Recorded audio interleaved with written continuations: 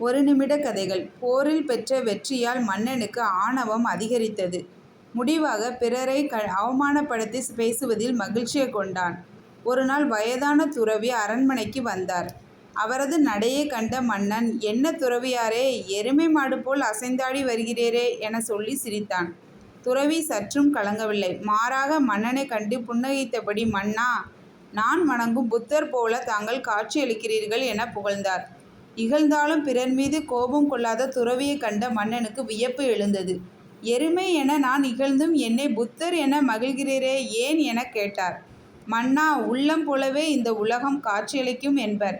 என் உள்ளத்தில் புத்த பெருமான் இருப்பதால் எங்கும் புத்தர் மயமாக தென்படுகிறது. அதே போல தாங்களும் சிந்தித்தால் உண்மை புரியும். உலகில் யாரும் உயர்ந்தவரோ தாழ்ந்தவரோ இல்லை, எல்லாம் சரிசமமானவரே" என்றார். துறவியின் பேச்சில் உண்மை இருப்பதை உணர்ந்த மன்னன் அக்கணமே ஆணவத்தை கைவிட்டான்.